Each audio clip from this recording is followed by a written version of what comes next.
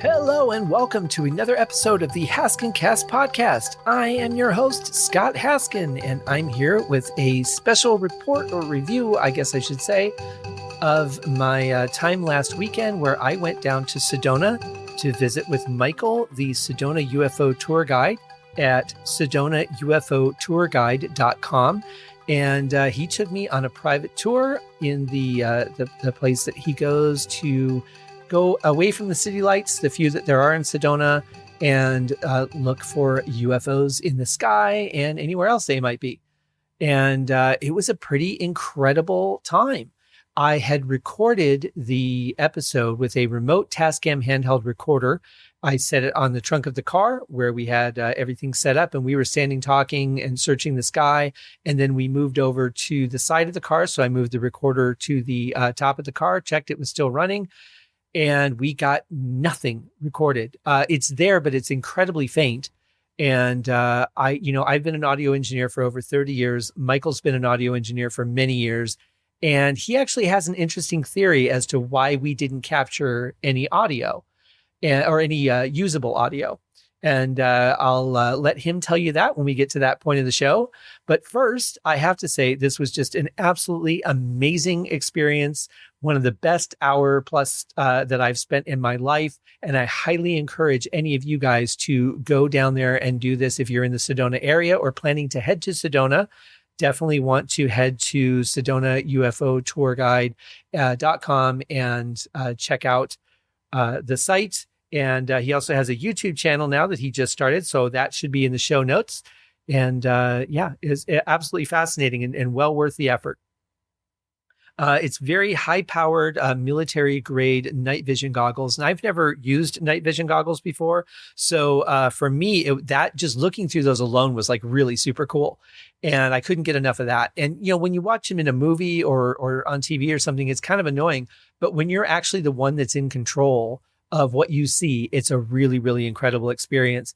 And I'm not going to give anything away just yet. I will let that unfold in the episode. We talk about the tour. We talk about a lot of things that are related to UFOs, aliens, some myths, some legends, and that sort of thing. Definitely a lot of stuff that I didn't know. And I can't speak for anybody else. And I normally don't talk about my own beliefs. But for this, I have to say, if you've ever seen one of those recent models of our solar system where they show you what a tiny little dot Earth is, even compared to Jupiter. And Jupiter is a tiny little dot in our solar system or in our galaxy. And then there are billions of other galaxies. So the fact that we're the only intelligent life is just so hard for me to fathom. There's got to be so many other things out there that we just don't know about. So we talk about that. We talk about, why people think they haven't visited us and, why they have and all that sort of thing. So it's a really, really fun time. Now, before I get into the episode, I want to tell you guys a story of one of the times that I saw something in the sky that I can't explain. Now, remember, too, that a UFO is not necessarily an extraterrestrial craft. A UFO means unidentified flying object. That means I saw something not on the ground that I can't explain what it was, and it was in motion. I guess you could say it if it's standing still, but that would be a USO, which is an unidentified standing object. But that's actually a USO is an unidentified submerged object. So I don't know what you'd call it if it's just floating there. But it all falls under the same thing. It's a UFO, damn it. And that's all there is to it. So when people say, or when I say I saw a UFO, I'm not necessarily saying that something that I saw was otherworldly, because how would I know? Unless something came out of the ship and greeted me, or they beamed me up there, which I would check that out. I would have no way of knowing whether it was something made here that I've just not seen, a new technology, something that's being tested, which, of course, when the stealth bomber came out, it's not that a bunch of people had seen the stealth bomber. That was the first time we saw it, was when they brought it out. And so they had to have tested it at great length before they could bring it out and use it in war. I can't remember if that was the Gulf War or not. I don't remember when the first time was that we saw the stealth bomber, but either way, it had been in the air. It had been tested extensively before they brought it out to the world to say, hey, here's a technology we have, because you don't let your enemies know what you've got. Why would you play your cards if you don't need to? If you can win the hand with a 4, why would you play an ace? You wouldn't, unless that was all you had. So I always believe that whatever technology that we see is like 15, 20-year-old technology. We're way beyond what we show for that very purpose, for our own self-preservation. And that's certainly understandable.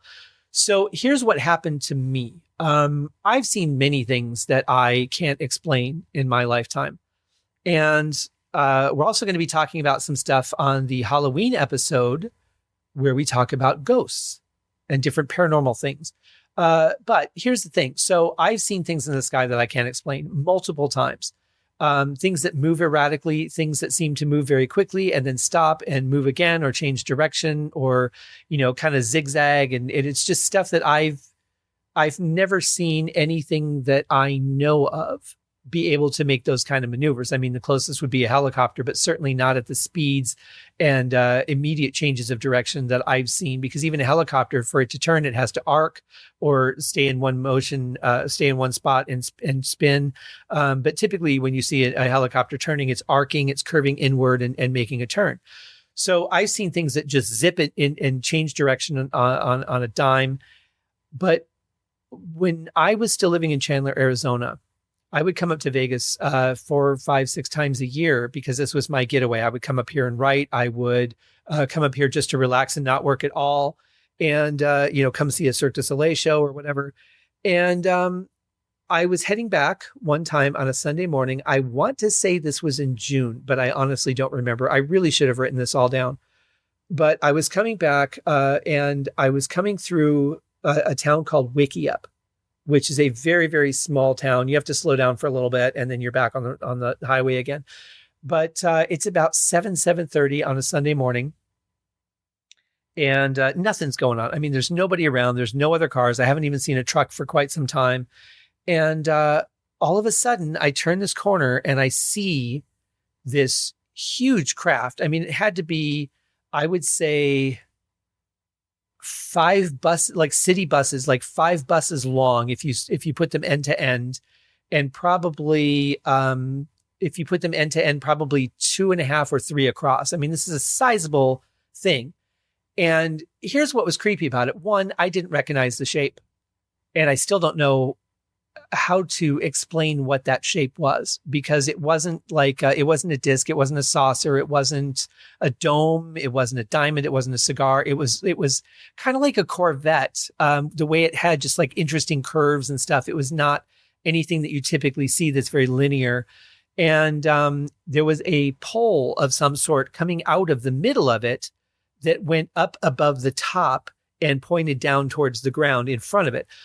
Almost like it was some sort of, I don't know if you would say like not a viewfinder, but almost like it was like a metal detector type of thing, where you pointed at the ground, like when you're looking for something that could be on the ground. It could be subterranean. I have no idea. I don't even know for sure if that was the function of this, but that would make sense. Didn't see any windows. I don't really, it was, if I remember the color right, it was like multiple colors, but not, they just kind of blended from one to the other. And it was like greens and blues and silvers. And, but I could be mistaken on that. That could be, this was years ago. So it could be some of those things that my mind is filling in the gap. But here's where it gets even creepier. So this thing moved very slow. It was a couple 100 feet off the ground, and it was completely silent. Like I rolled down my windows, I shut off the CD I was playing, and there was no sound. I saw no propulsion, no jet stream, no nothing, no light, no anything. Just moved silently across the ground. And my first instinct was to pull over and take a picture. Now, back then I had a flip phone, so you're not going to get any good quality pictures of it. But I was more concerned that this was an unknown quantity. I don't know anything about this. I don't know what it is. I know it's something I don't understand. I know it's something I've never seen before. And my inclination was to just don't draw attention to myself. So if I just continued on the road along my steady path, I felt more that I was safe from being noticed than if I had stopped the car and then puffed up, a cloud of dust or whatever, pulling off the road. I felt instinctively that would have drawn attention to me, as opposed to just keep moving on your path. And so that's what I did. I unfortunately did not get a picture of it. I wish to God I had, because it was certainly something that I would like to have an explanation for, but I don't. And I've described the craft to other people that are in the more scientific study kind of the world in UFOs, and no one really knows what I saw. All I know is it was something that I saw that I can't explain, and that fascinates me. And of course, coupled with the theory of, we're very unlikely that we're the only entities of physical manifestation in our own galaxy, let alone the billions of other galaxies. But again, it could have been something that our own military was testing. It could have been something another country was testing over our soil. I don't know. All I know is I saw something floating in the sky that I couldn't explain. And as I continued on my path and went through the twisty parts of the road, I just watched it fly out into the desert, past my view. And that was it. And it just kept moving very slowly. I never saw it speed up or take off. Again, no propulsion, no nothing. Very, very bizarre. But I'm very glad I had that experience. And of course, that just instilled my interest in the what the hell did I just see community. And so I've known Michael for years, and he does the Sedona UFO Tour. And there's another group or a couple of groups that do UFO tours, but I don't think that they have quite the equipment that Michael does. These high-grade military night vision goggles are just amazing. They're absolutely amazing. And so I highly encourage you guys to go to the YouTube channel, watch the videos, go to the website, see what he has to say about it. He also has been a contactee, and he goes around doing talks and does Q&A on his experiences. And we talk a little bit about that. Now, the last thing I'll say before I bring him on is I wanted to be very, very careful about how much that we talked about, because I don't want to give everything away. But saying that, each and every UFO tour is unique because you see whatever's in the sky. There's no controlling that. So one night there might be a few, one night there might be a bunch, but it's all based on that. And the other thing it's based on is you. What questions you ask, what stories you want to hear, what interests you, what excites you, what you happen to feel about what you see or about the area. So every tour is really unique, a unique experience based on you, as much as it is whatever happens to be in the sky that night. And I can tell you, we saw a lot of things up there. And Michael will explain all of that, as well as, a lot of stuff about aliens. And it's a shame that we didn't get the recording, because we talked about so much more. I mean, I could really spend hours talking about this conversation. And Michael will come back on the show again, and we'll talk about some other things and more UFOs. We also talk about the second Terranomaly album, which is nearing completion, and the book that ties the two Terranomaly albums together, as well as the message that he's trying to get out about some truths in the world. And hopefully you guys will listen. I can tell you the first Terranomaly album is fantastic. I've not heard the material from the second one yet, except for a couple of songs that I very, very much enjoyed. But it's one of those things that I listen to nearly every day, the first album. And it's a great message, great messages, and it's great music. And I really like it. And it's mixed very well, too, which helps for me as an audio engineer. So I could keep talking about all kinds of stuff, but that's my story. I'm sticking to it. And here is Michael.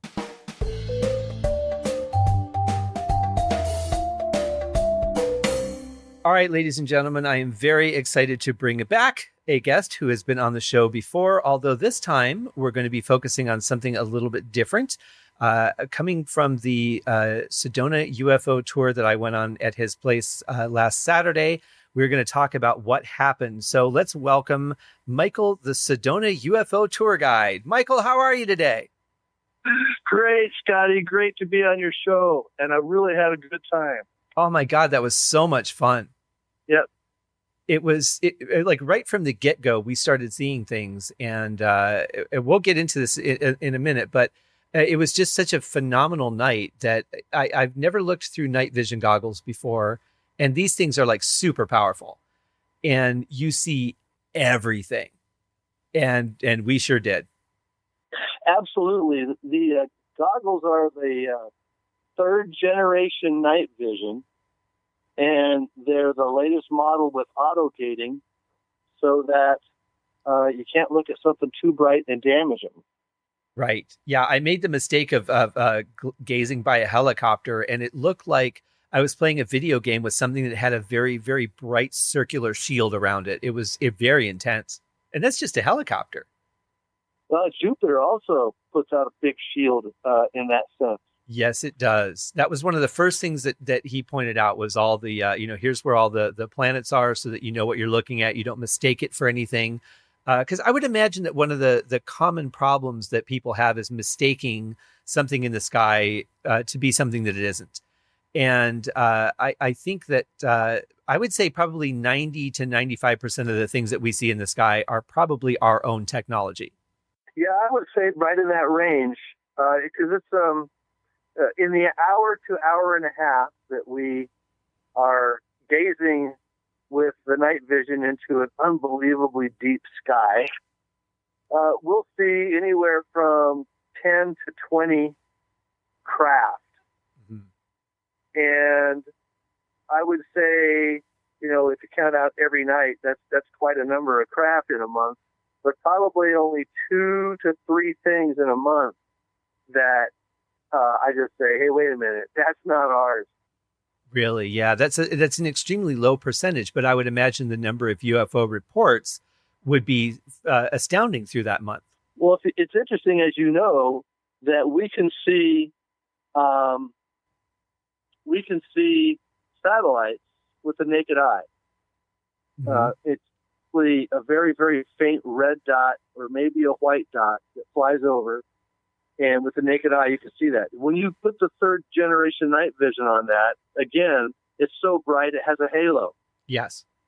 So when people make UFO reports, 99.999% of those are not using night vision. Hmm. So they're only going to see something that's very close, very large, or a satellite. And to help dispel that a little bit, I had no idea that satellites could fly that fast. The very first thing that I found in the sky, I saw something moving really quick and I got all excited. I'm like, Michael, what's that? And you traced it, you tracked it, you found it, and it was a satellite. And that thing was cruising. Well, yeah, I guess they are, especially when you consider that they got to stay, up and not fall into the earth. So they're going to be doing about 20 to 25,000 miles an hour as a minimum. Then you get, and that's just in the LEO, low Earth orbit. And if you can catch them on the horizon, it's generally about a 5-minute and 25-second path from horizon to horizon. That's mind-boggling if you really think about that distance. That something that we built can move that fast. Right. Well, I think pretty much you can thank gravity for that. Because what's happening when they're in orbit is they're constantly falling. But they're going so fast that they're always falling at the curvature of the Earth. So even though it's falling, it doesn't come any closer to the surface of the Earth. It's a controlled fall, as it were. Okay. It takes, 20 to 25,000 miles an hour to maintain that altitude, that distance. Because if it changes just a little bit in either direction without correction, there's problems soon afoot. Right. And that could be very damaging for a lot of people down here and your Verizon bill. Yeah, exactly. So the last statistic that I heard, and I don't know how accurate this is because I never know how accurate these polls and things are, but I heard that about 60 to 65% of people believe that there are extraterrestrials out there in the universe. And I kind of find that number staggeringly low. It just seems like with as tiny of a dot as we are in our own galaxy, let alone the billions and billions of other galaxies, why would we think we're the only ones out there? Well, first of all, I want to say that 78.4% of all statistics are made up on the spot. Including that one? Including that one. But I would also like to say that there's a wide variety of people. And I know that you get to probably experience a wider variety of cultures of people than many. Mm-hmm. But even so, there is a large number of people in cultures who have a completely different historical reference and upbringing than we do.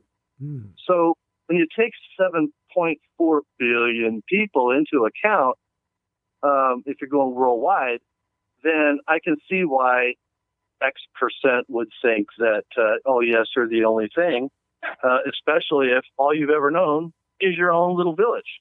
True. But people who have a mathematical background, at least, I can speak for them, having being one of those, they cannot fathom a formula that would work its way down to only one level of intelligence. Pretend like we have intelligence, sentience at least. Yeah. That we're it. It's just mathematically it just does not function. Yeah. So, I mean, there's the one law that works out all the galaxies, all the galaxies, and then all the stars, and all the galaxies, and then all the planets, stars, all the galaxies, and all that kind of stuff. And I forget the name of the equation. Someone will chime in perhaps and let us know. The Drake equation or something. Anyways, it works out so there's still 10 to the 14th locations of this level of intelligent life. And all I'd have to say about that is, for about 30 years, we've been doing commerce with at least 100 species. So I'll let you go with this one. That's quite a staggering number, 100 species. And I think that's the other thing too, is that there seems to be the concept of there's us and there's aliens, and that's it. But even just look at all the different races that we have on Earth. Why wouldn't we have different races even within one species of aliens? Let's say the Greys. There's probably got to be different varieties of them, and then the reptilians and all the other ones. Absolutely. I think that I'm familiar with 8 or 9 varieties of gray, and of course about 5 or 6 different Nordic types. They call them Nordic, but it's like saying white people. They have Nordic features or something is why they're recognized that way, right? Well, usually it's because they're tall, they're light-skinned, they're not gray, they're not green. Kirk would not pick up on them. That's really limiting because he doesn't seem to have a lot of boundaries. Yeah, sure. This the other thing that I want to talk about before we get into the tour and your story of why you're doing this is that the other thing that I hear quite a bit is, well, if aliens existed, they would have visited us. And let's just set aside for the moment all the data that backs up the fact that they have many, many times. Why would we think that we're so important, being this tiny little pinpoint in one galaxy? Why would we think that we're so amazing that if they have the technology, they would have to come and see us? They might not even know we're here. Well, I could blow that open with firsthand personal experience. Yes, you can. Number one, Valiant Thor and Eisenhower were meeting in the 50s. Mm-hmm. Okay. So that's verifiable through a number of means if you know how to do research and don't watch, commercial television. Secondly, they came down and visited me. So, I mean, that pretty much blows the thing of why haven't they visited anybody? Of course, there's records from, the biblical texts, especially the ones that were removed by Constantine, ancient writings of Sumeria, it's from India, the Mahabharata, the Vimana that they have. There's all of these references throughout history, if one really looks, that they have visited and they have interfaced. Now, I can tell you of one of the rare, because from what I understand, there's only about 1 million of us that have been contacted firsthand and communicated with for something other than taking genetic material, okay? Because that pretty much ended in the 80s, except for a few family lines that have made contracts to keep things going on. Mm-hmm. So genetic experiments going on here, but it's not like it was in the 50s and 60s when they were, bringing people on board and pulling their parts from them. Right. But now they are more interested in the fact that the children have matches. Okay. So just like when your 3-year-old discovers that they can strike a match and almost burns down their playpen, the humans have discovered nuclear explosions, which tend to make tears in the time-space fabric at harmonic distances from the first generation of the explosion on Earth. So there's ripple effect that nuclear manipulation causes in an uncontrolled scenario. So the kids have the matches, and ET is saying, what are we going to do about it? Okay, first of all, we got this rule that we're not supposed to mess with them. But secondly, they could really mess things up. So the decision was made in the 50s to start making deals to exchange technical knowledge and things for giving up the weapons. And that's a part of the movie Stranger at the Pentagon, where Valiant Thor stayed at the Pentagon for some number of months or years. I can't remember it just, right now off the top of my head how long it was, but it was quite a while. And there was a movie made about it, and Terranomaly actually played the theme song to the movie, which is interesting. I think the long version is going to be coming out soon. You can see the short version online. Oh, nice. Is that on your YouTube channel? No, it's not on my channel, but if you type in Stranger at the Pentagon in a YouTube search field, I'm sure that you'll find a teaser for it. Okay, very cool. It just seems like, to me, it seems almost an arrogant thing to say that, we're so important that they would have to come and visit us. But apart from the nuclear danger, there is another reason that they come to visit us, isn't there? Well, the genetic thing is the primary reason that they were visiting us. But now they want us to join their level of understanding and travel and knowledge and wisdom. And part of the contact with me was to let me know that there's no reason for us to not be there except for our own lack of control over our own leadership. The corporations that control petroleum and pharmaceuticals and agro, stick big in front of any of those. And they are the reason that we are not using zero-point energy, anti-gravity, healing beds, frequency technology for healing. No way cancer could ever grow in us because of our high oxygen and pH content.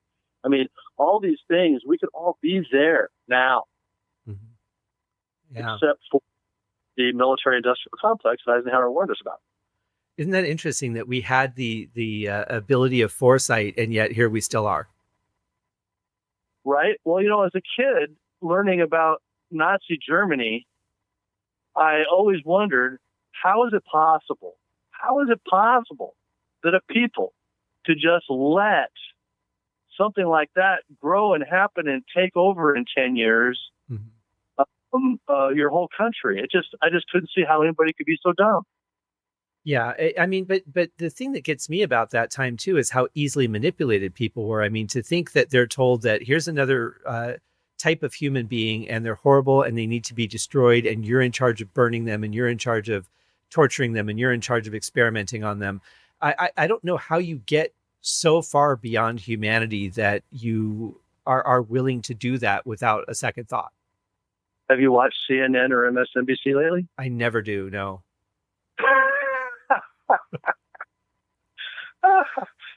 But there you go.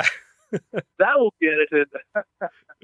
Right. Well, what I'd like you to do is, well, first let me ask you, before you were contacted, did you believe in UFOs and aliens, or was that something that the contact moment changed for you? I knew that logically they must exist. I think in probably 6th and 7th grade, I was reading Thor Heyerdahl and von Daniken.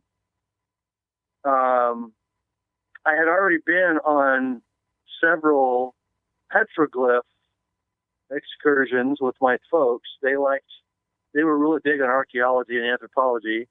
My stepdad was the United States regional manager of Peruvian Airlines. So they knew about the tunnels in Peru and the golden tablets that were found and all that kind of stuff. So I heard about all that when I was a kid. Mm-hmm. I saw the glyphs of UFOs and men with helmets on rocks on South Mountain in Phoenix, Really?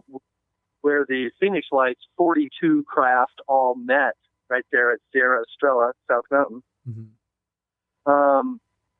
So, I had logically concluded that, this wouldn't all be there for no reason.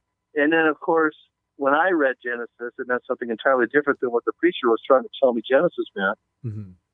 Because I was with no preconceived conclusion. And so, therefore, I realized that we were created, not randomly atomized by evolution. So I also realized it wasn't done by a big guy with a beard with breath on dust. I mean, I appreciate, by fifth or sixth grade, I could appreciate metaphoric parables. I think there's also a control issue with that too, because if people thought that you came here and you did everything that you did and then you died and that was the end of it, there would be no repercussion for anything that you did that was wrong or hurtful to someone else. So I can appreciate that side of it, that if you have a fear of repercussions for your actions, it keeps a lot of people in check. Yeah, but why not teach what your designated savior said, and that is, we have reincarnation, we come back. Right. Oh, no, Constantine had to pull that one out. We can't have that in the Bible. Well, because it's easier to control people if they're afraid. Exactly. Yeah. Fear, of course, is the great stopper of all mankind, and I say that on my tour. I'm sure you remember that from the tour. I do. Fear, yeah.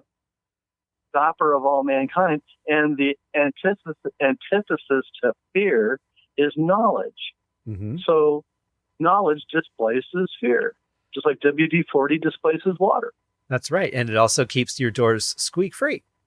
If only I could figure out how to clean my pineal gland with WD-40. If anyone could figure it out, I wouldn't doubt it would be you. For me, it was when I was really young. I grew up in Michigan, so we were not far from Ohio, and my grandparents took my brother and I to Ohio for a couple of days. And they took us to Wright-Patterson Air Force Base, which is where the craft and the bodies were supposedly taken after the Roswell incident in 1947. And right. I was just, I mean, I'm like, 6 or 7 years old probably at this point. And I'm like, oh, can we see him? I was just so excited. And he's like, no, they're never going to let you see him, But it was really my grandfather that got me so intrigued by it, because he had filmed that famous sighting of the UFOs at the Capitol in DC in the 50s. Wow. And then we would, whenever we would stay with them, we would go out on, we would go watch the meteors, and then we'd go out looking for UFOs and things. And I can only say that I have seen things in the sky that I cannot explain, which is the very definition of a UFO. It's the connotation when people say UFO, you automatically think aliens. But a UFO just means I've seen something in the sky that I can't identify. Exactly right. And I'm going to go out on a limb here and say that the UFO group that he filmed were Nazi UFOs.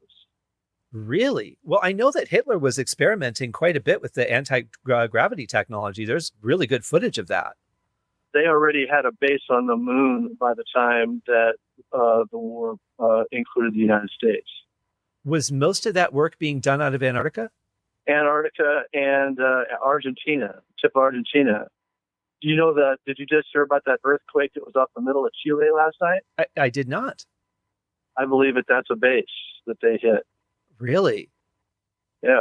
Wow. Some of the latest fires in California, the sewer system, the water handling system is on fire underground. Really? How does that happen? Yeah, that's rare. It's a forest fire jumping with embers from places. How does this raging fire emerge from a drain and smoke pouring out of the neighboring drain? Well, if it's a forest fire, yeah, I'm sorry, but there's some a DEW and an underground base elimination going on in California. Well, I don't know of too many underground forests, but that's just me. That does seem a little bit suspect for sure. But this kind of stuff is going on all over the world, though. There's bases all over the place. Yeah, and when you hear about some munitions dump blowing up, or this weird explosions happened at this shipping base, they're not just weird things. Those are tactical strikes. It's the Cabal versus the Alliance, and there's tactical strikes going on right now. Now, is that a sort of them against us scenario, or is that them against a different them scenario? It's more longtime controllers of this planet, both human and non-human, against the theory that humans can be free, self-thinking, self-governing beings. How dare we? Yeah. Well, right?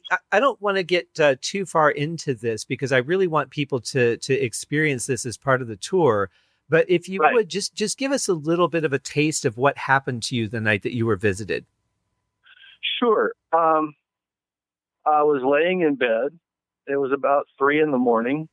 It was 3:05, I think, if I counted back from when I first saw the clock in the kitchen. So, July of 2001 in Phoenix, in our house, Carla and I in bed, asleep, and I'm suddenly moving off of the bed, and it wasn't under my own control. So I'm sliding off the bed, and I look over in great surprise at Carla, and she's trying to say, "Michael," and it's coming out. Did they kind of subdue her so that she wasn't interacting with them? They numbed every voluntary muscle, including her tongue and her jaw. Wow. So it was a very, very strange but quick event as I'm now going down the hall and going into the upright position at about the end of the hall where my toes hit the floor, and I turn around to the kitchen, and there are 3 8-foot, very white, slightly blue, like new headlights on cars, very slightly blue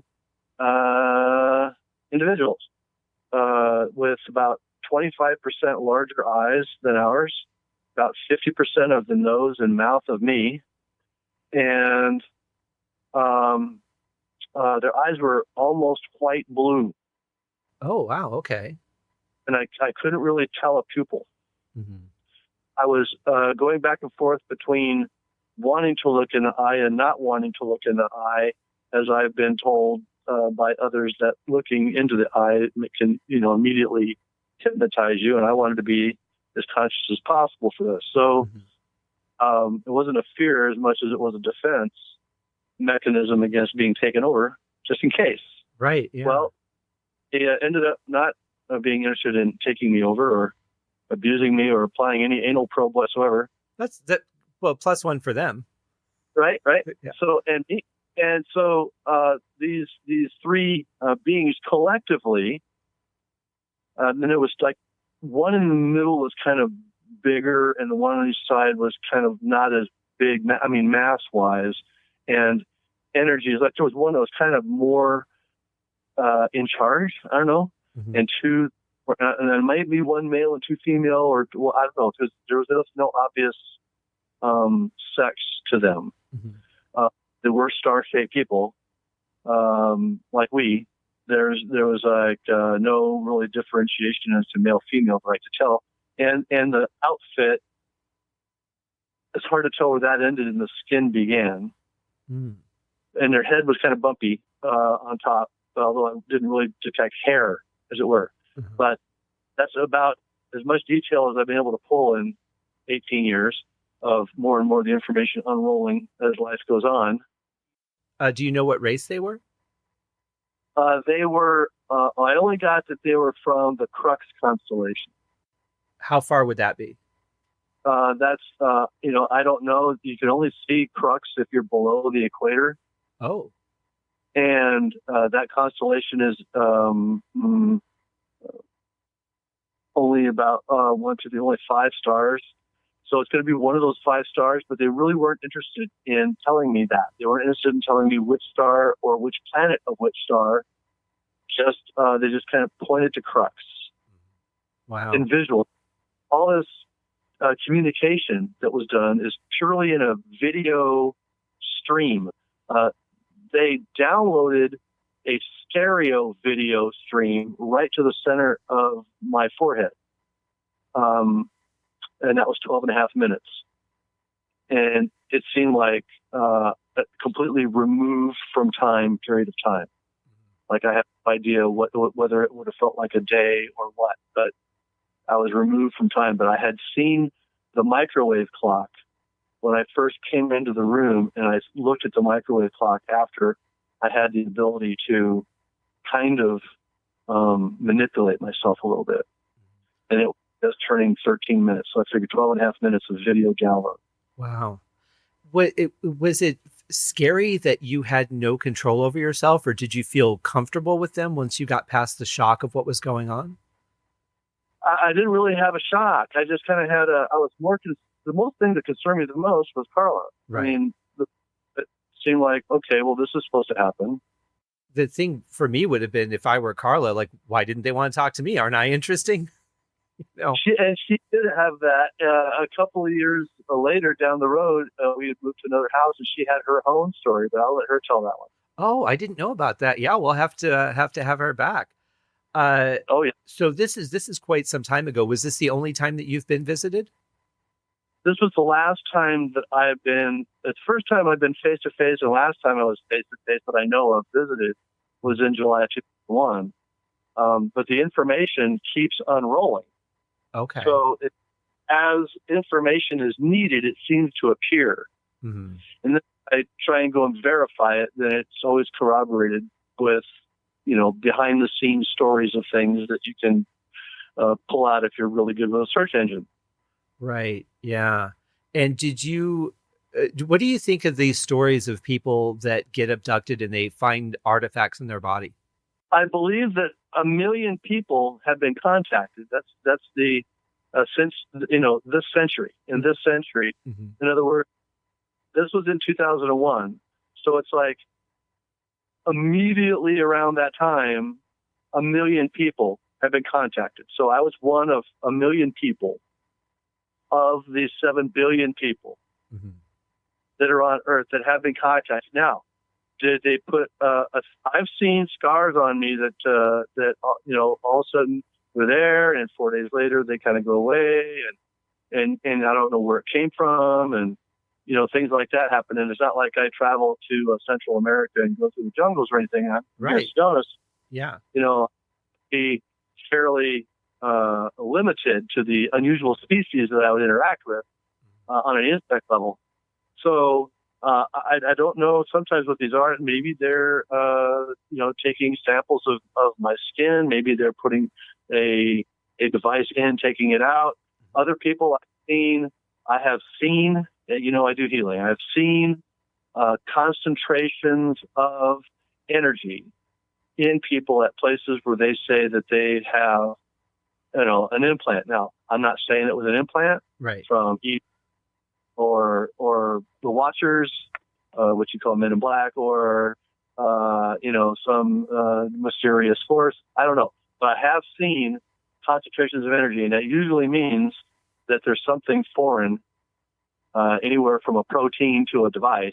I think it would make sense if they're keeping track of, say, 1 million people, because I assume that if they found a reason to visit you in the first place, there's some and keep downloading to you. There's got to be some way for them to not have to hunt everybody down all the time if they want to go visit them or send something to them. So I think it would be understandable if they did put some kind of implant in there, even if it's just a tracking device, so that they know where you are if they need you. And there's no reason why it can't be made purely out of a carbon-based material to look like biology. Sure. Yeah. Now, I'm not excusing the fact that they're putting something in your body against your will. That's a whole different topic. But I just mean from their purpose of why they might do something like that. I could see at least a reason for it. I would tend to agree. I mean, people put them in their dogs, and people put them in their kids, and people put them in themselves. So Yeah, there's at least some amount of the population that's okay with it. that's true. And for the dogs and the kids, it's usually not voluntary too. Woof! Put a chip in my neck. Probably not. Yeah. Well, I mean, the kids might have some kind of choice, but not the dogs. The dog not tracking circuit. I wanted to ask you really quick too. You had mentioned the Phoenix Lights earlier. I've always wondered if the main sighting, because I know that there were multiple craft. There was a V-shaped craft, and then the one around the mountain. But for the one around the mountain, was that one craft, or were those multiple crafts? There was a grand total of 42 craft that flew into the Phoenix area that night. Wow. So the one that they tried to tell you happened was the big flying V. Right. I would have chosen an Explorer myself, but, they chose a flying V. That's a joke for all the Gibson players out there. That's right. It is. Michael Schenker fans too. So the big V thing is what everybody talked about. I was probably the biggest ship, but it was a scene out of what was it? Close Encounters. Close Encounters, where they've got ball of light ships, they've got angular ships, they got tumbling ships, they got flat ships, they got spherical ships. There's 42 craft, and if someone knows what to search for, they could find the map that shows the paths of every one of these craft flying in by eyewitness testimony and interview and tracking. What did you see? Well, I saw that one, but I also saw this one at this time. And so somebody has constructed, as I've seen it, a map showing all the craft. I mean, there's reports from Yuma. There's reports from Prescott. There's reports from Superstition Mountains. There's reports from, all over of craft that flew at and into and through some portal at South Mountain. Well, didn't the V-shaped craft, that actually went across 3 states? That was seen in at least 3 states, yeah. There's Nevada, Utah, and Arizona also. Okay, so you mentioned a portal. Let's talk about that. One of the other arguments I hear against the fact that aliens exist is that that kind of travel, like you can't travel faster than the speed of light, which is not true. But they're saying that there's no way that they could get here from that far away. But I think people tend to think within the limitations of our understanding and our capabilities to master physics. We just assume that we know everything and no one could have better technology or have found ways around that than we do. But those sort of like, they're almost like warps, right? Where you can just go in that thing and then come out wherever you want. Well, the great thing about wormholes is there's 2 kinds. There's natural and there's artificial. So the natural ones are handy to have mapped out and use, and we have one that's close to our sun. The artificial ones can be generated as necessary, just as is done by several superhero characters and spaceships on sci-fi. Mm-hmm. So both are done. The UP, United Planet Earth, whatever you want to call it, Secret Space Program, whatever you want to call it, they have had access to this one here by Sol for 20-some years. Of course, we also now have light craft, but that's a subject for another time. Yes. That's interesting, though. I mean, it's amazing to know that as much as we think we understand how everything works, there's so much more that we haven't even touched on yet. I mean, we haven't explored even 20% of our own oceans, let alone space. And if we did, we'd find a lot of bases where these flying craft are coming out of. Well, that's the other thing. People say they can't travel that far, but how do we know how far they're really coming from? I mean, they could be coming from Jupiter. They could be coming from the moon. They might not be that far away. And I'm talking outside of the bases and things that we have here, but they might not be as far away as we think. Well, D equals 1 over T. So I just gave away the time travel formula. So distance is relative based on the time, and the time can be manipulated based on the gravity. So, there really is no distance unless we leave everything exactly as it is. Mm-hmm. when we start manipulating the time-space fabric or graviton strains or wormhole anomalies, then all those rules of physics, they go out the window. It's like calculating how to fly a plane except for wind. Okay, we're going to leave wind out. Well, that makes it pretty easy, doesn't it? Right, yeah. You coming down the runway, it doesn't matter, day, night, what's going on. If there's no wind, it's just very simple. But when you start throwing a 40-knot crosswind on that runway, it makes landing a whole nother task. And it's a whole nother set of turns and maneuvers that you have to do that didn't exist in the calm world. Okay, well, now that's kind of an analogy to what's real physics versus what they teach you in school. Mm-hmm. Yeah. Teach you a subset. And then the full set is reserved as occult knowledge for an elite few or the breakaway civilization or whatever you want to call it. Right. Yeah. It's amazing how that can all be manipulated without thought. That to some people that's just or some races I should say just you just do this. Almost like saying you just go down to the street and you turn left and then you're at the convenience store. It's just that right. Simple. My last question that I want to ask you before we start talking about the tour is, what are your thoughts on the Black Knight satellite? That one's a fascinating one to me. My latest information is that the Black Knight satellite, a 35,000-year-old satellite, containing basically the reboot instructions, is like the boot ROM of planet Earth. Oh. So all the DNA, all the agents necessary to balance the atmosphere and the water and all that kind of stuff, all that information was contained in Black Knight.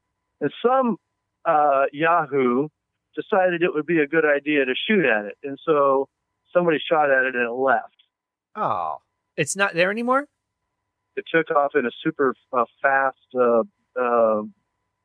swoosh and was gone. That was my latest understanding, is it's not here now.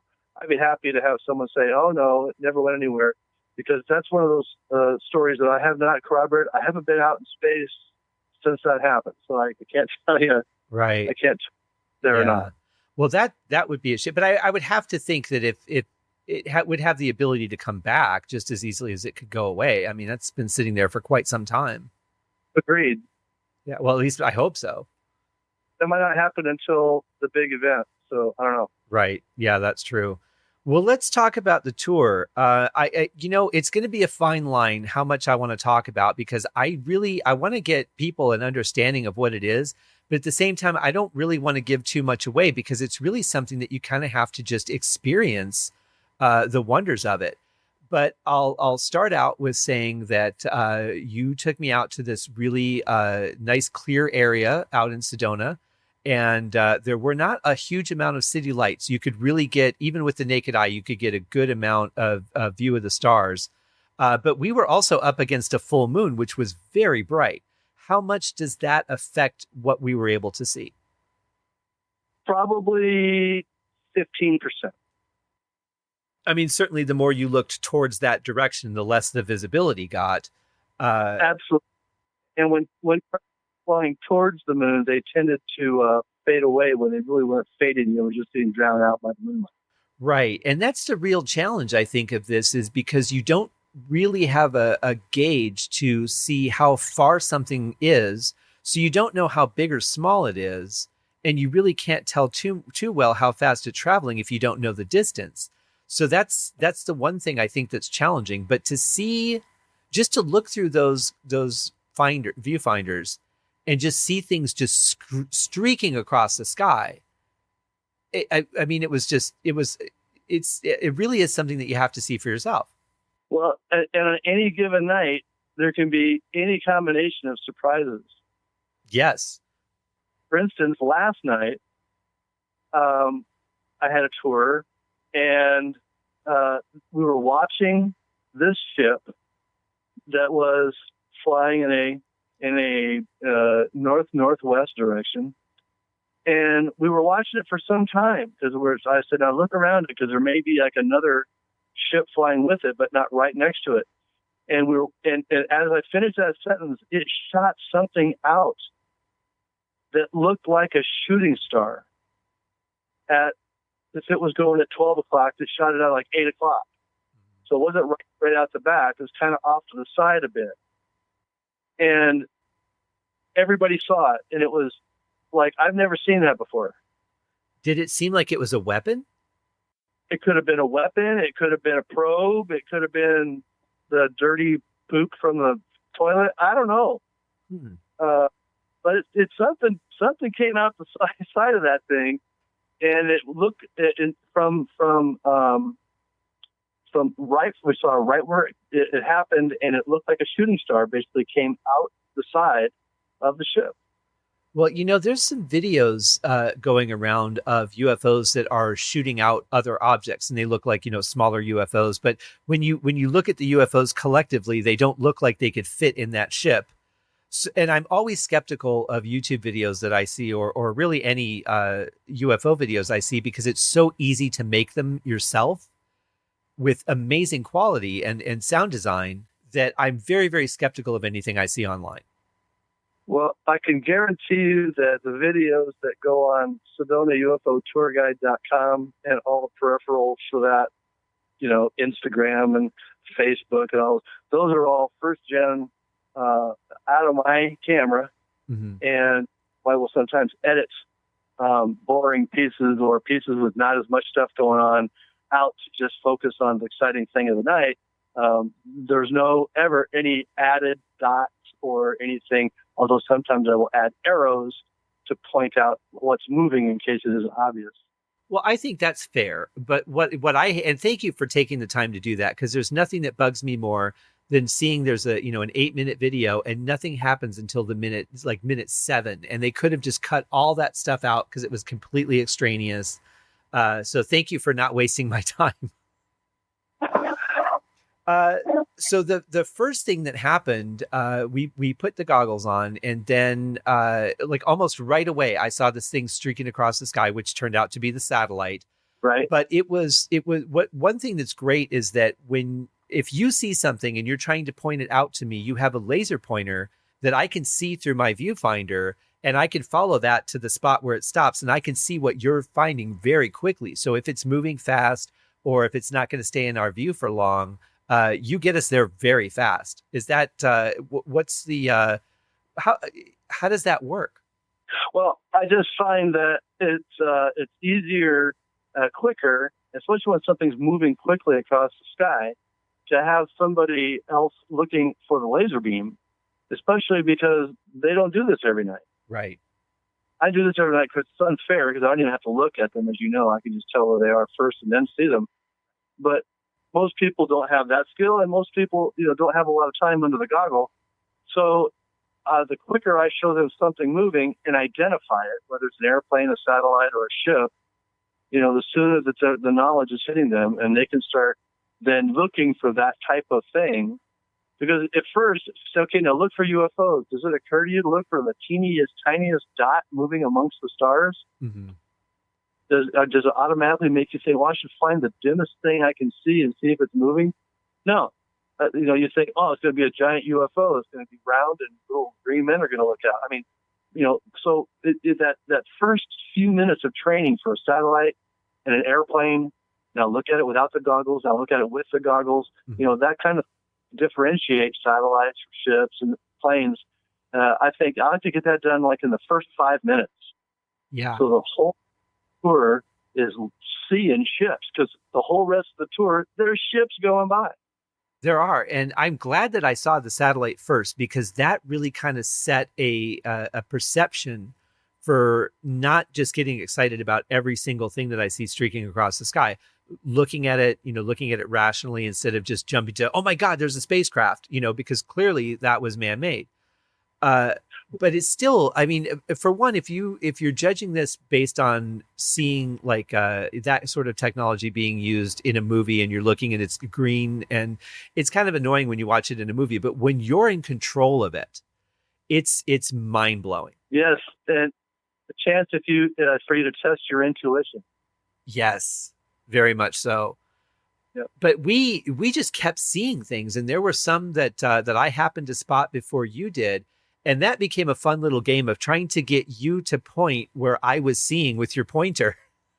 Right. Because I could say up more, but if you're at a slightly different angle that I am, you could be going up and to my right instead of just up. So it was a lot of direction, but we got pretty good at that fairly quickly. So what I do is I just try to glance over at the person and see what direction their goggle is in.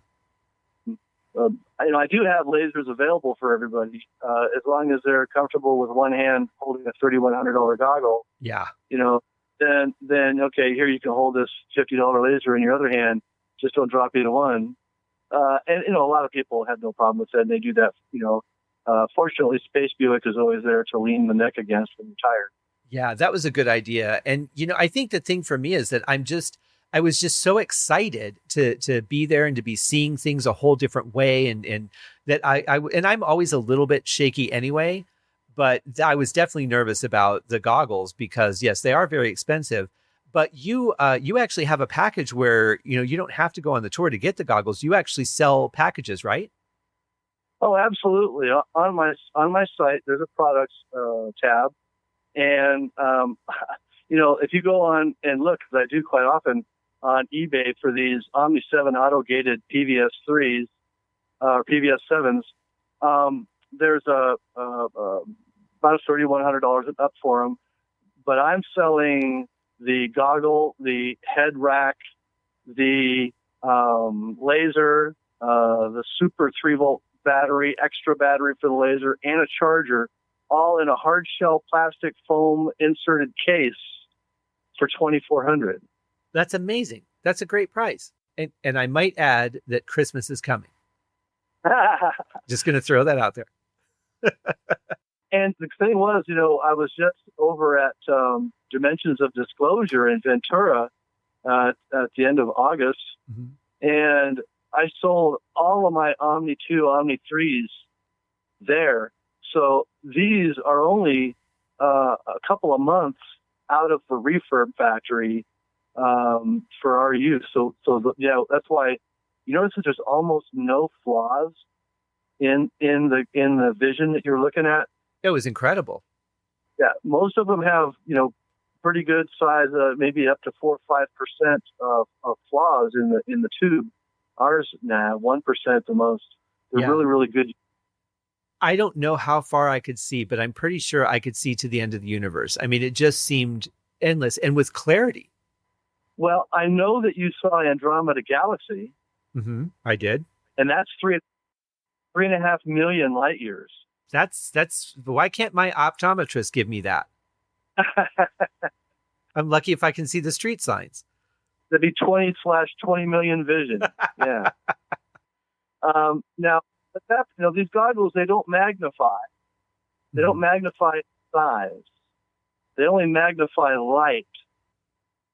So they've got about 1,000 times light magnification, but 1 times size magnification. So when you saw the Andromeda Galaxy, that's the same size that you would see it with your eyeball if you could see that dark. That's good though, because when you're looking at the craft, you don't want a distorted version of what you're seeing. You want to see the actual size of it so that you can gauge, the depth of it. While that's true, I do want to get a 5 times magnifier for my one that I'm shooting video with. Oh, for sure. Yeah, because I know sometimes I can see a triangle. Like last night, not the ship that shot the thing out the side, but just a little after that, there was 2 flying in formation. And I swear I could see that they were a triangular shape, but really hard to make a absolute determination without a little magnification. So I'm thinking about getting that 5 times magnifier and then shooting video with that. I think that would be great. And now are you talking about the TRB-3s? Yes, I am. Okay. Now those, you and I talked about this too. Those we believe are terrestrial, that they're not alien driven. Well, the TR-3B was taken from a design that was given to the Nazis that they didn't get a chance because of its complexity to get finished and build. We've now had 4 generations of TR-3Bs.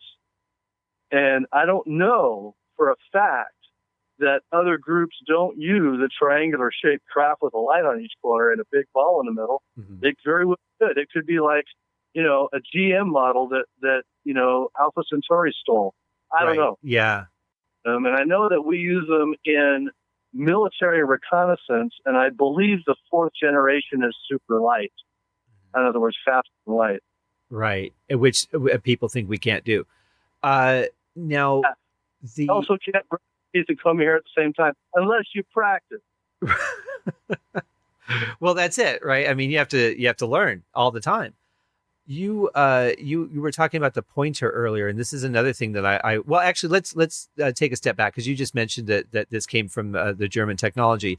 There was a project that happened was it right after World War II, I think, called Project Paperclip. What can you tell us about that? It was the importation of the Nazi scientists that the U.S. was interested in, and of course, Russia or the Soviet Union had its picks of who they wanted, so they got some, and we got some. So we just did like here's the ones that are focused more on what we're interested in, and they got the ones that were focused more on what they were interested in technology wise.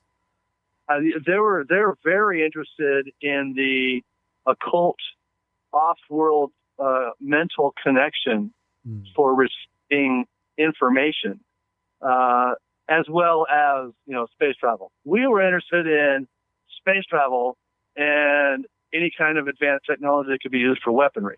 Mm-hmm. So we each got specialists who were better than the others in those technologies. We got Werner von Braun, and they got a few others that really helped them along in their PK, their telepathy, their technical remote viewing. They were way ahead of our people.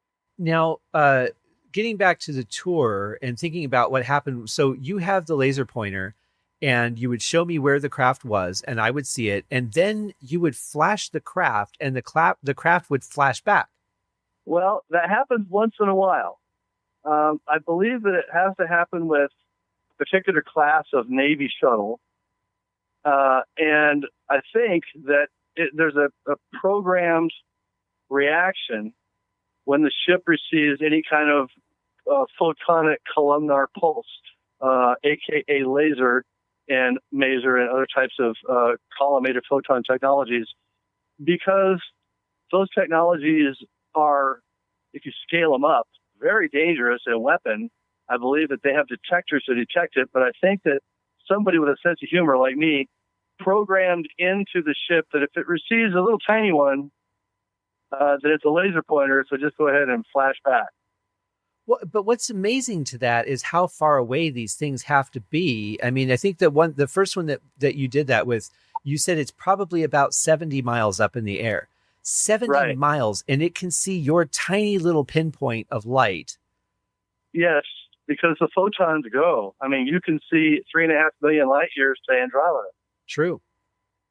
So if your sensor was better than 3rd generation night vision, imagine what you would see. Yeah, that's a good point. I hadn't thought about that, but now that you say that, it makes a lot of sense. Yeah, and their technology chips is way better than my night vision. I can guarantee that. Oh, I would have to think so. Yeah. Yeah. I mean, I would imagine that they have the technology to see through things, not just distance, but actually see through solid objects. Well, we have the technology to see through solid objects, and there's binoculars that are made that are now used by certain law enforcement agencies that can see right through your wall. Wow. Are you talking like heat vision technology? It's a LiDAR, it's an adaptive LiDAR technology. So they're using a radar frequency to go through, a penetrating frequency that goes through, drywall and brick and stuff like that, wood, and it sees densities on the other side. Wow. That's crazy. So they can tell whether you're walking in the room, whether you're standing against a wall. Yeah. Wow. I'm just going to start standing against a wall for no reason for a while just to bore them so that they'll go away. Well, I have countermeasures designed for all this stuff, of course, so that's my specialty. So sometime we'll talk about it. Yes, for sure. So I would say we were out there probably an hour and 15 minutes, hour and a half. And in that time, and we stopped quite a bit. We weren't looking through the goggles that much because we would stop and talk. We tried to record the podcast. I've been an audio engineer going on 30 years now, and I have no idea why that recording came out the way it did. It sounded like, and I'm just out there with a Tascam handheld recorder. I set it down on the trunk. We weren't moving the car, but it sounded like something kept scraping against the microphones. And then it sounded like something had pressed itself against the microphone so that everything was really muffled. And then there were these random clicks, and I have no explanation for why that recording didn't come out. Well, I can tell you that the grounds that we were on are ancient Indian battlegrounds where the Indians lost badly. And there's a lot of people that do ghost tours and paranormal tours in Sedona. And some of them are legit, and some of them have some pictures that are pretty interesting, showing like bodily outlines that aren't there, but they're there. So maybe someone just was being a pain and found an opportunity. That could I don't know. That could be. Well, and I didn't know that about that area. It's a really, other than that, it's a really cool area, other than the history of it. Because you're not encumbered by anything. You're not encumbered by the city lights because Sedona really doesn't have a lot of that. It's a town that shuts down fairly early, and there's stuff going on around you, but you have a really good view of everything. It's a great place to do the tour. Sedona is a dark sky community. It's an official dark sky community, which means there can only be certain amounts of light at night and keep that certification. Really? Okay. That makes sense. Yeah. But the town does kind of shut down fairly early. So, the businesses and things, they're not going to have a lot of lights on. And there's really not a big downtown area in Sedona. That's correct. Yeah. No, it's a great spot to do this. And I would say, though, through that time, because like I said, we weren't looking through the goggles the whole time. We were trying to do the podcast recording. Of course, we didn't know it wasn't working. So there was a lot of that time where we were not looking. But I would say in the time that we were, which had to be a good solid half an hour to 45 minutes, we saw probably 15 or more craft. Yeah, that's the number that was popping into my mind as you were talking. I knew that's where you were going. And I was kind of trying to say, gosh, I know there was more than a dozen. Yeah. But I don't think there were 20. So, yeah, right about in there. And, of course, add the satellites and airplanes and all that stuff on top of that. But sure. Yeah, we saw. Do we not see a pair flying together as well? I was just going to get to that. So I happened to catch two craft that were moving, and I hate to say that they were moving fast, because when you're up against a space background, you have nothing. It's not like you can line it up with trees or anything like that and really gauge how fast these things are moving. But these things, they seemed to be moving because I had to turn at a decent rate to track them. And, if you think about the distance, and if they're moving far away from me and I have to move to track them, they've got to be going fast. But they were in perfect tandem, staying exact same distance apart from each other. And they kept flying towards the moon until they faded out of our view because, of course, like we said earlier, you can only see so much as they head towards that light. But that was fantastic. And they could very well have left space, because that's what happens when you see a ship going over the top of you and all of a sudden it fades out. Right. It actually turns out into space and leaves orbit. And if they were headed towards the moon, they very well could have been on their way to LOC. Mm-hmm. And you thought that those were the TRBs too, right? Yes. Yeah. I've always wanted to see one of those up close, though. I have to admit, that's a bucket list item. If I could pick a UFO to see, because I think it's just such a fascinating design, especially with the sphere in the middle and just they're so quiet. Have you ever seen one pulse up and vanish? I would like to say yes, but again, it's something I saw in a video on the net, so I can't give it 100% yes, I have. Well, I hope that one of these times when you visit me again, we'll go out and we'll get a chance to see one. I would love that. And yes, I will definitely be coming back. I mean, for one, I love hanging out with you guys, but I would do that tour any night. And I think it's amazing that you get to do that every night and see the kind of things that you see. And as you know, it's not only showing people ships, it's giving them the information. That's so motivating for me. Exactly. And I want to talk about your book that's coming out that is sort of in tandem with the work that you do with the band Terranomaly. But before we do that, the one thing that I have to say was a little bit disappointing, and not of any fault of your own, because whatever we see in the sky is what we see. But of all the crafts that we saw, you felt that everything that we saw was terrestrial. Yes, I do. So give us like because you had said to me a little bit before we started recording, you were talking about your statistics over a month. What would you say your statistics of craft that you see over the course of a month, and what percentage of that you think is actually extraterrestrial? Well, if I were to go out every night in a month, there would probably be 2 to 3 nights that I would see something that I would say, that's not ours. I call them exotics. I say, there's an exotic. That's not one of ours. But when you only go out, I know we're not doing 7 tours a week at this time. So it's probably about once every 3 months, once every quarter that I'm seeing an exotic. Wow. And this is why, as I was mentioning to you before we started recording, that I really need to up my game on the video end on every night and just get stuff every night on video so that that gem will be there. Right. Yeah. Well, here's the scary side of that, though, is that if that small of percentage is what you think visits us from an extraterrestrial standpoint, that means that all those things that we saw in the sky are ours.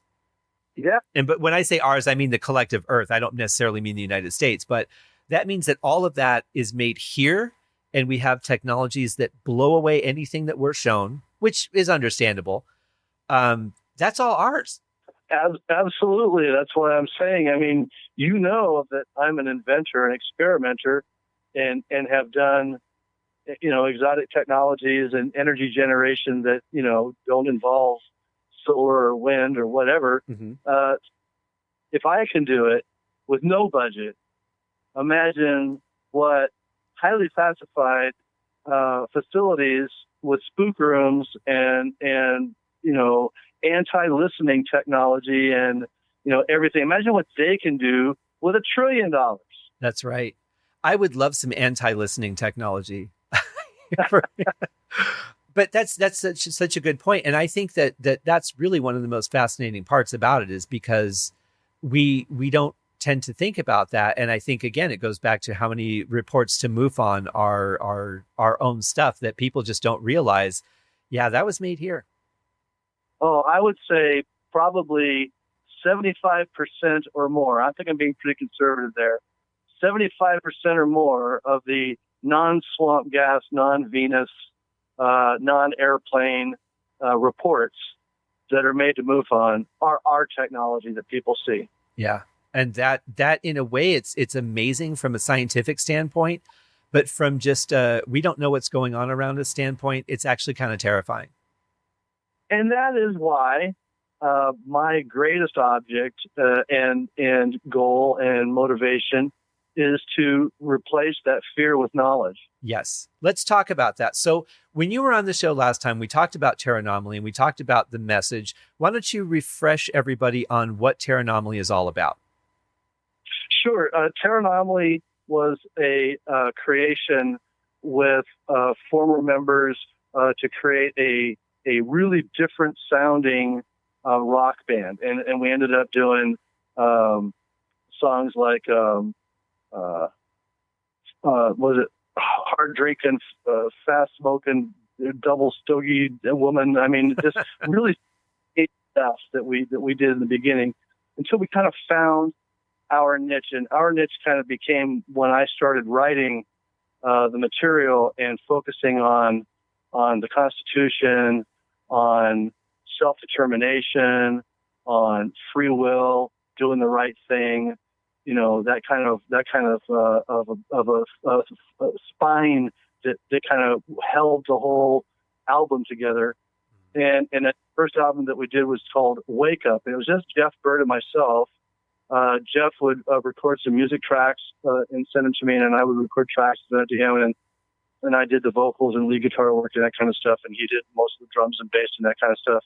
So it was a co-effort.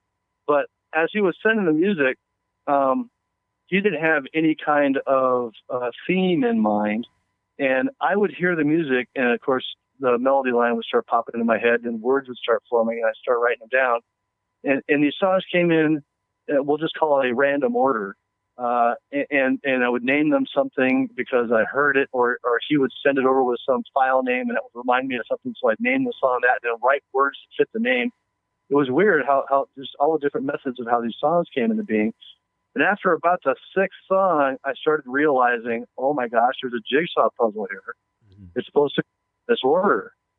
And then other songs kind of were the icing to put the Wake Up album together. It's 11 tracks, 42 minutes. It's meant to be listened to from beginning to end. It opens with Born in a Hue of Blue and ends with Last Man Standing. And that's the Wake Up album.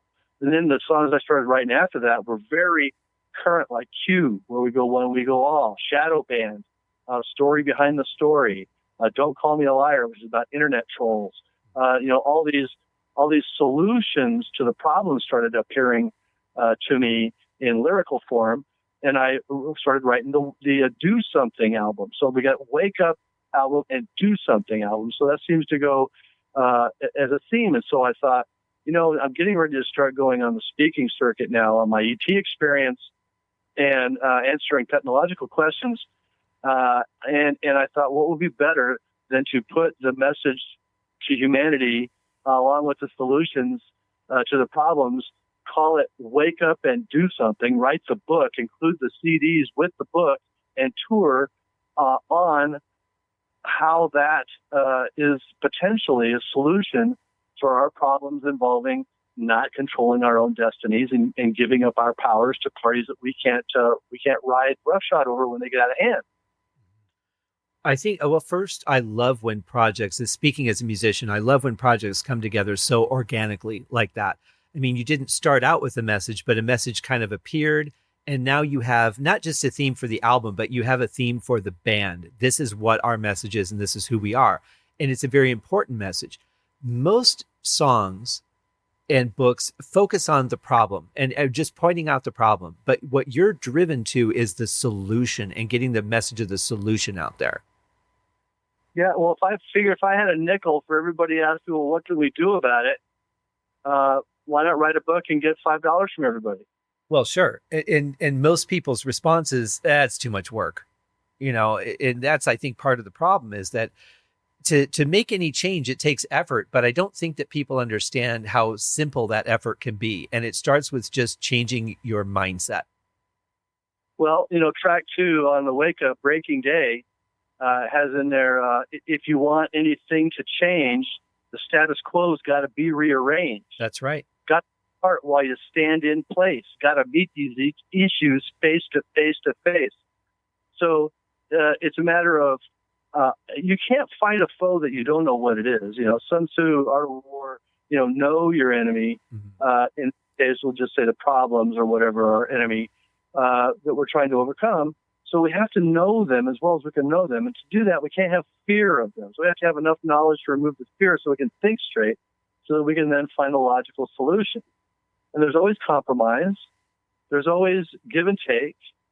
But in the end, the solution has to fit within the confines of the rights of the creator, as was mentioned by Tom Jefferson, and put into the Constitution. Mm-hmm. The rights that we have are from the creator, not from government. But we only have the rights that we're willing to know about, fight, and defend. So when they're under attack, we have to be able to know what we define those limits to be, and make that to modern day parlance, that red line in the sand that the other side is not allowed to go over. And when they do, then the protection mechanism that the Constitution gave the people, the right to keep their arms, comes out to defend against tyranny. So, it's been pushing a long time. McCarthy started, back in the 50s with communism. And if you look at the planks entered into the 1963 January congressional record of what the Communist Party's planks were, that there's like 27 different planks, and they've basically all been accomplished now. So we have to say, well, maybe he was right. Maybe we should have been paying attention. We should just kind of, pull that old Constitution out, dust it off, and start using it. I was involved in last night. There was a health call that Dee Wallace was hosting. And I was listening to all the things that people were saying were going wrong with them. And everything kept coming back. I'm not good enough, or I don't deserve this. Do you think that there's some element of that when it comes to standing up for our rights, that people just don't feel that they deserve to have the rights that we should have? I think really it's a much more basic thing. It's a matter of education. People are from kindergarten are brought up to be more concerned about 72 pronouns than they are about the fact that they're a creation from a most brilliant, powerful creator, whoever that is, and that our mission should be to experience and enjoy life and collect as much of that joy as we can so that we can take it back to Creator when we leave these bodies. I mean, if we're given the information that, yes, you're a fractalization of God, in a sense, then maybe we would have more respect for each other and have more desire to learn more about the Creator's creation. Well, yeah, but if Billy and Susie, my next door neighbors, have a better microwave than I do, then I have to get a better one than they have so I can be better than them. Yeah, I see. And that's exactly the mindset that is brought out in a unlimited capitalist society. Mm-hmm. Capitalism is just as bad as communism, is just as bad as fascism or socialism when you have greed involved. Sure. And if people think that capitalism is so great, then why is it 8 people have the same wealth as 3.5 billion on this planet? I got nothing against rich people. I got nothing against people who work hard. But when somebody's got that much money, there's some evil and some manipulation, some market, there's something going on there. And that's when we, the people, have to say, enough is enough, which is on the Wake Up album. Yes, it is. And I think that right now there's such an attack on anything that's wholesome, anything that's positive, anything that's rewarding another human being. There's this mindset attack because people still have cable TV and they believe what they're seeing on it. Yeah. Now I saw a poll.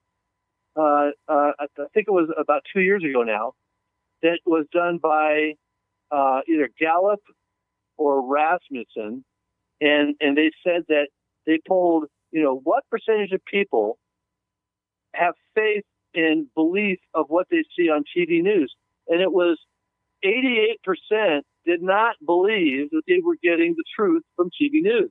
Really? So if 88% do not believe they're getting the truth from TV news, how many people really are believing it and taking it in? And are we seeing it look like 55 or 60% because that's what the TV news shows us? Or do you look around you and really see 55 or 60% of the people that are for, I don't know, killing babies after they're born, or any of these other, starting wars in countries for no reason that benefits America? Not that we should even be starting wars anyway, because it's not in the Constitution to do that.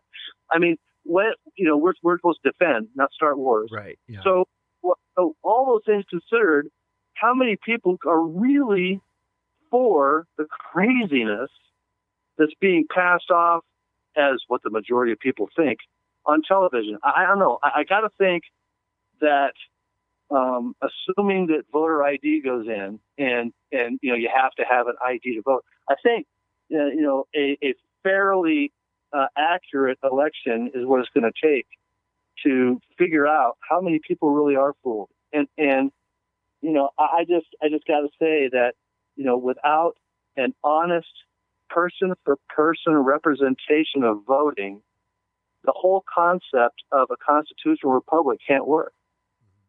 Well, and if such a small percentage believes what they see on the news, then how is the news still surviving? They've never gone away. They must have enough of a viewership.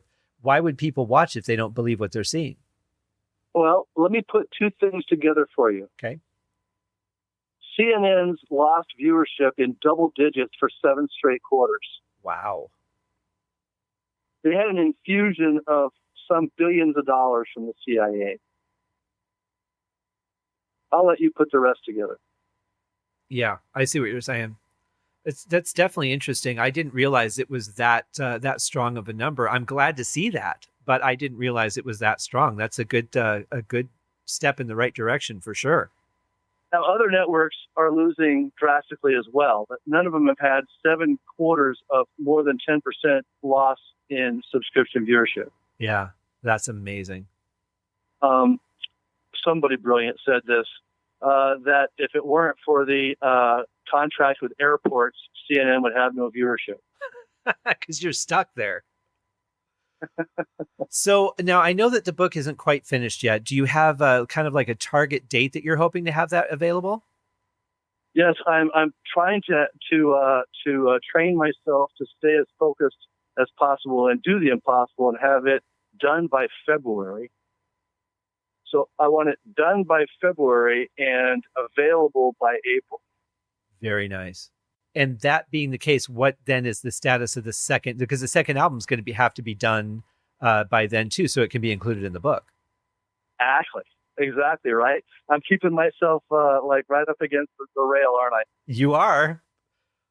I think I have to finish 2 songs and complete writing, finish the writing and recording, a complete recording, because I've got 2 that are pretty well written in my mind, and that's like half of it, because they're all the parts in my mind at once, and so it's easy for me to write the whole thing in my mind before I ever even open the Pro Tools. Right. But I've got I think we got 8. I got 7 songs done, 2 songs that are started recording tracks on, and 2 songs that I haven't started recording tracks on.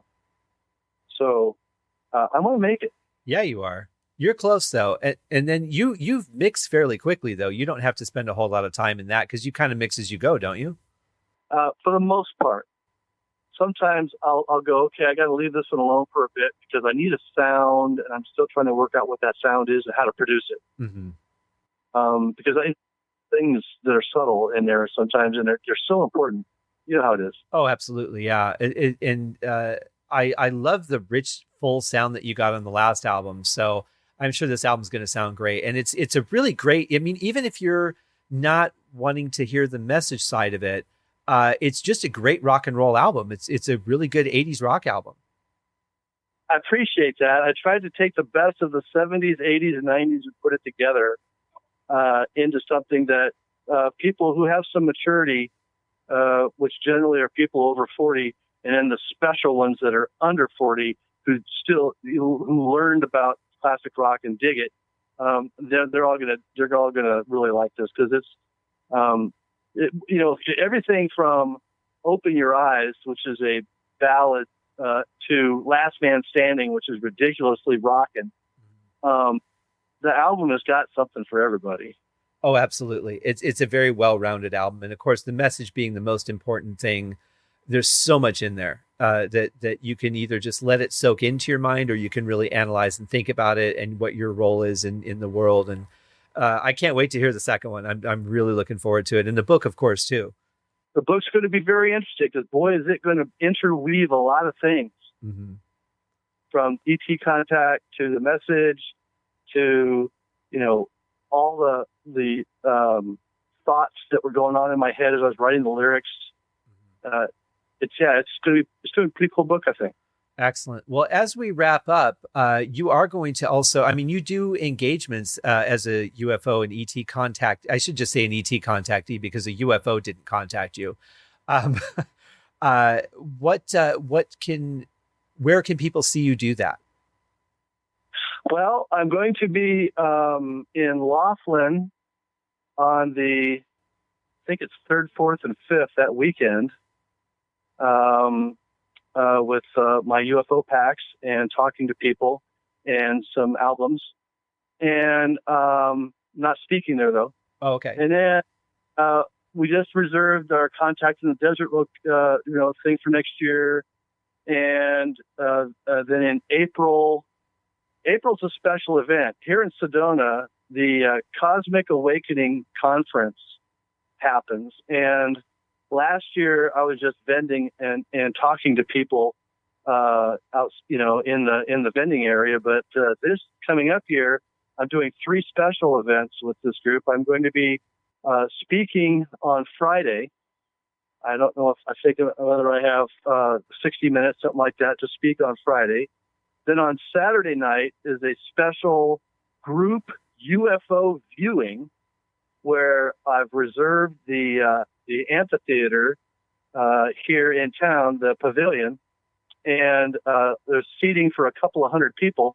I'm putting a video wall on the stage and airdropping what's going on the binoculars and night vision right onto the screen. So everybody will be able to see it without having goggles and without their neck getting tired. That's going to be awesome. Yeah, I should point out that the goggles are a little bit heavy. Well, yeah, there's a tube in there that makes all that magic happen, and it's quite amazing how few parts are in there, but how amazingly well they work. And they're military grade, so they're really tough. Yeah. Then the third thing, I'm going to be performing with 3 or 4 or 5 other people doing some kind of new age, kind of meditational. I'll probably be playing a lot of sitar music. Nice. So that will be fun too. Oh, very, very cool. You've got so many great things going on, and you're getting your message out there, which is the most important thing.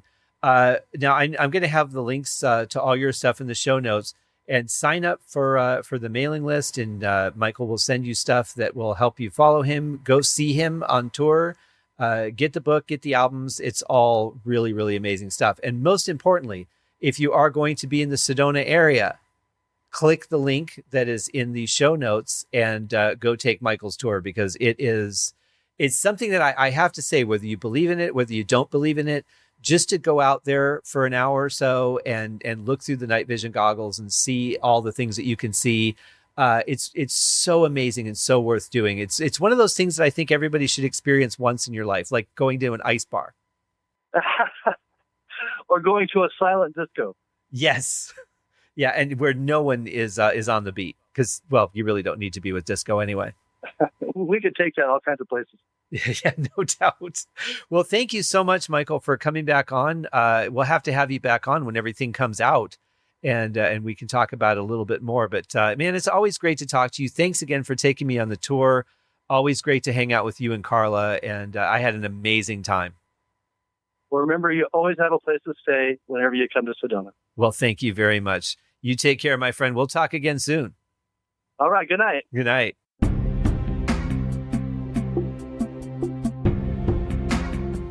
Yeah, so seriously, just amazing stuff. That was a great night. Get out there to Sedona. For one, you should just go check it out. It's a magical place. A lot of energies there based on the energetic lines of the earth, which are natural, and great people, great stores, some really nice restaurants, and a great place to just get away. And if you turn off from I-17, I think it was on... was it 85 to 85? That's a beautiful drive through the mountains there. It just makes the trip so much more enjoyable. A little twisty, and on the GPS, it looked like I was doing the maze on the back of a cereal box, but it was a great time. Check out SedonaUFOTourGuide.com. Check out the YouTube channel, and come back on Halloween for our episode on ghosts.